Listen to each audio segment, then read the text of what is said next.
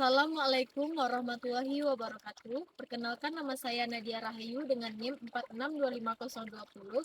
Ingin memenuhi UTS Praktik Dakwah bersama Bapak Tommy Hendra MSOS. Assalamualaikum warahmatullahi wabarakatuh. Alhamdulillahirabbil alamin. Arsala rasulahu bil huda wa dinil haq liyuzhirahu 'ala dini kullihi walau karihal musyrikun walau karihal munafiqun. Puji syukur kita ucapkan kehadiran Allah Subhanahu wa taala yang telah memberikan kita nikmat iman, Islam serta kesehatan sehingga kita diberikan kesempatan untuk terus memperbaiki diri sampai saat ini.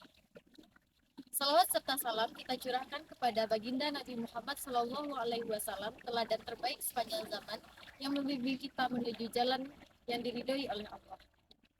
Teman-teman yang dirahmati oleh Allah, izinkan saya untuk menyampaikan kultum singkat yang berjudul Menjadi Generasi Muda yang Taat di Era Digital Saat Ini. Teman-teman, hari ini kita hidup di zaman yang sangat berbeda dari zaman sebelumnya. Kita dikenal sebagai generasi Gen Z, generasi yang tumbuh dengan teknologi, internet, dan media sosial. Dalam genggaman kita, ada dunia TikTok, Instagram, YouTube yang dapat diakses dalam hitungan detik saja. Namun, pertanyaannya, apakah semua itu mendekatkan kita kepada Allah atau justru menjauhkan kita kepada Allah? Allah berfirman dalam Quran Surat Al-Asri ayat 1-3 yang berbunyi, A'udzu billahi minasyaitonir rajim. Bismillahirrahmanirrahim. Wal 'ashr innal insana lafi khusr illal ladzina amanu wa 'amilus shalihat wa tawasaw bil haqq wa tawasaw bis sabr. Shadaqallahul 'azim. Yang artinya, demi masa sesungguhnya manusia benar-benar dalam kerugian kecuali orang-orang yang beriman, beramal soleh, dan saling menasihati dalam kebenaran dan kesabaran. Ayat ini sangat relevan dalam kehidupan Gen Z saat ini yang sering kehilangan waktu tanpa sadar. Realitanya adalah Gen Z sering merasa sibuk tapi kosong. Kita merasa sibuk seharian, capek mental tapi masih merasa tidak produktif. Kenapa? Karena waktu kita habiskan dengan hal-hal yang tidak bermanfaat, bermalas-malasan, menonton hal-hal yang tidak bermanfaat. Kalau Rasulullah Shallallahu Alaihi Wasallam bersabda, dua nikmat yang manusia sering tertipu di dalamnya, yaitu kesehatan dan waktu luang. Gen Z memiliki banyak sekali waktu luang, tapi tidak digunakan dengan baik. Zaman dulu, ujian orang adalah perperangan dan kemiskinan. Namun ujian kita saat ini adalah distraksi dan overthinking. Notifikasi terus-menerus muncul membuat kita sulit fokus. Sering membandingkan hidup dengan kehidupan orang lain yang lebih sempurna dari kita. Nilai kita tidak dilihat dari seberapa banyak followers media sosial kita, dari sebanyak apa like yang kita dapatkan, tapi dilihat dari kualitas iman yang kita miliki. Allah berfirman, sesungguhnya penglihatan kita, pendengaran kita, hati kita, semuanya akan dimintai pertanggungjawabannya kelak. Coba bayangkan, sudah berapa banyak konten yang kita lihat setiap harinya.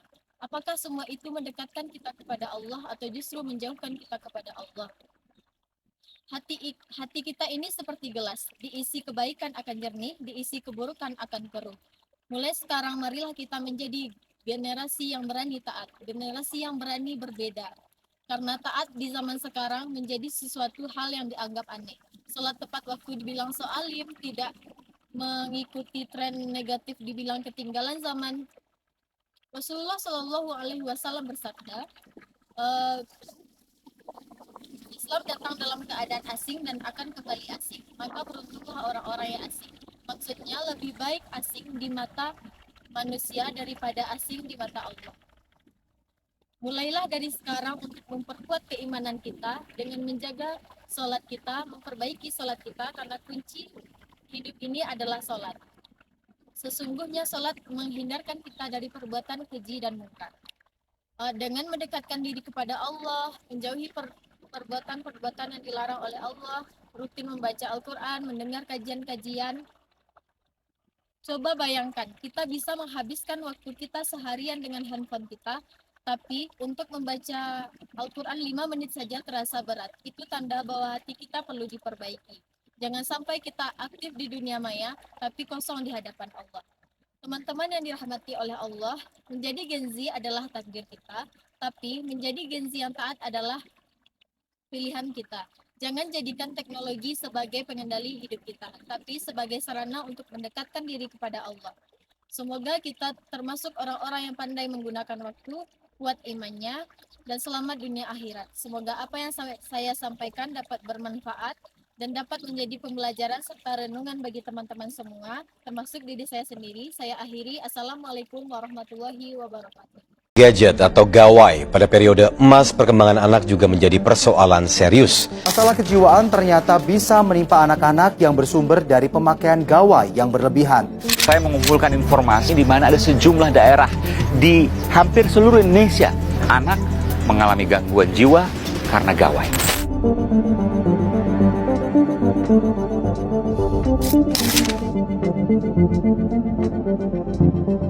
Saya kasih waktu itu gadget rusak, nggak nyala begitu mas. Dalam hitungan menit saya cabut, dia nggak terlepas dari gadget itu. Gadget itu saya ambil, itu masih gini dengan fokus mata di tangan. Saya menemui Viko, bocah yang mengalami gejala kecanduan gadget hingga matanya rusak. Perubahan juga terjadi pada kognitif bocah 9 tahun ini yang semakin malas hingga sulit berkomunikasi. Seusia dengan Viko, sang ibu terpaksa membawa Farhan menjalani terapi anak kecanduan game.